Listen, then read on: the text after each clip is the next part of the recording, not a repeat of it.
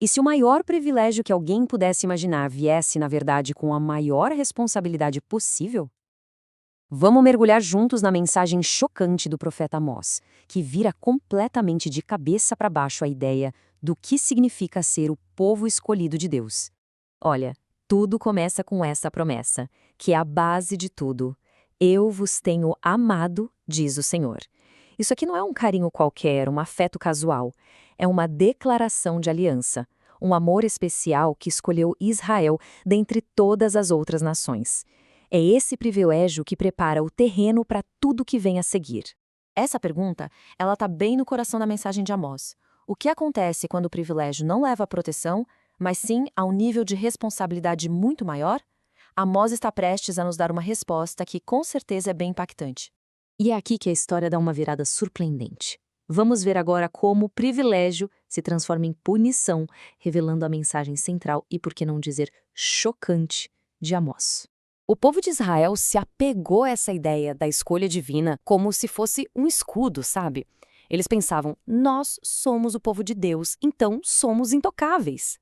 Era uma mentalidade que acabou transformando uma relação de aliança profunda numa espécie de apólice de seguro espiritual contra o juízo. E então vem a reviravolta, o baque. Tudo articulado em uma única palavra, portanto. É impressionante como Amós conecta o status especial deles diretamente à sua punição. A escolha divina não era um passe livre, de jeito nenhum. Era a própria razão pela qual o julgamento seria ainda mais rigoroso. Aqui a gente vê, lado a lado, a expectativa do povo e a realidade que o profeta trazia. De um lado, a ideia de um escudo de imunidade. Do outro, a balança da justiça divina. Fica claro que o privilégio não era para proteger do julgamento, mas para colocá-lo sob um padrão muito mais elevado de responsabilidade. Certo, mas qual era a base para esse julgamento tão severo? O profeta, então, oferece um diagnóstico bem claro e até doloroso da saúde espiritual da nação. Nossa, que palavras fortes, né? Deus declara uma rejeição profunda das atividades religiosas deles. E não porque os rituais em si estivessem errados, mas porque eram vazios, eram desprovidos de um coração obediente. Uma religião sem arrependimento verdadeiro é como um som que o céu simplesmente decide silenciar. E aqui está o centro do problema, a hipocrisia gritante. Quer dizer, enquanto as mãos estavam levantadas no templo em adoração, as ruas estavam cheias de injustiça. O Deus da aliança se recusa a aceitar louvores de um povo que oprime os mais pobres e necessitados. A religião tinha se tornado uma espécie de analgésico espiritual.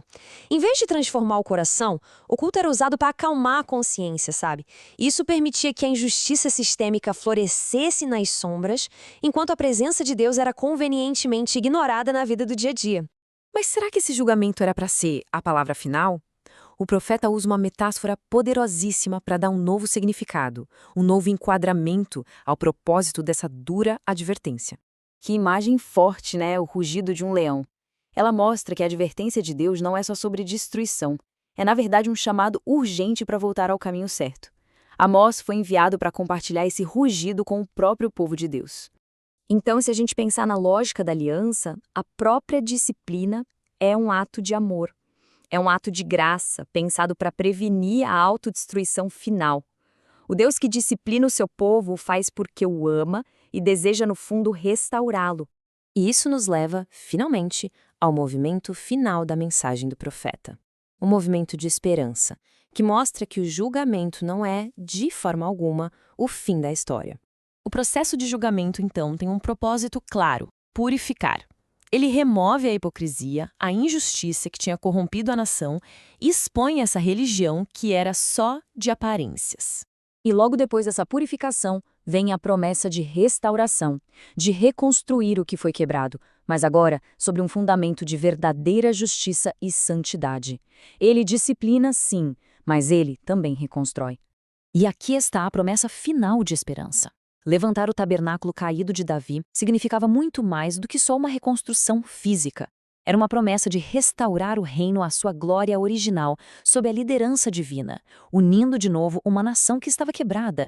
A mensagem de Amós ecoa através dos séculos e chega até nós hoje.